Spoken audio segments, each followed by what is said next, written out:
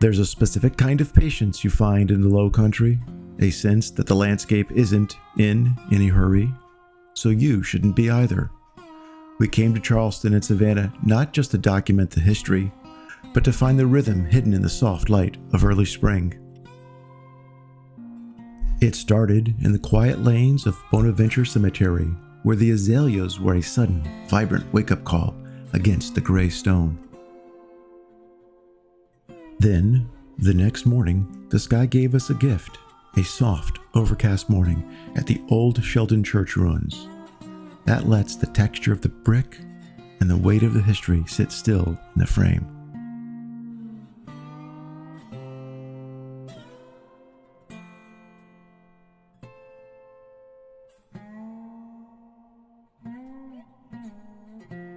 By the time we hit the oak lane at Wormsloe that afternoon, the clouds were still holding, allowing those massive branches to create a perfect repetitive rhythm without any harsh shadows breaking the flow. The next morning, we moved through Forsyth Park, capturing a variety of its ever-changing scenes.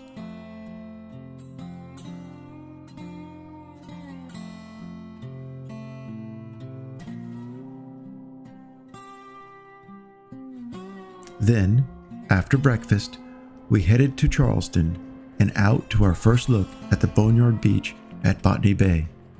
It was moody and monochromatic, a world of salt-washed driftwood and dramatic shadows. It was a lesson in simplification, finding structure in the chaos of the tide and the weathered trees. But it's the sunrise that stays with you.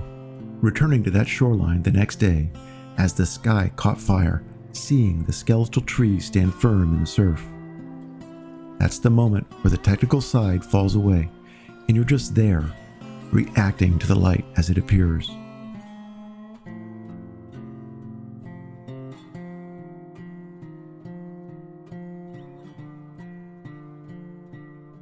We ended this day among the manicure gardens and history of Magnolia Plantation.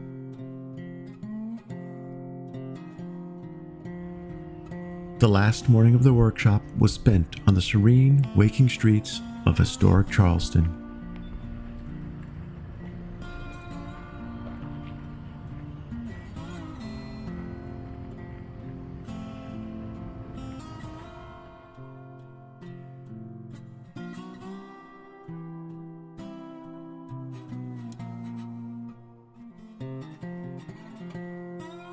By the time the sun set behind the impressive Ravenel Bridge, the workshop had become more than just a series of shoots.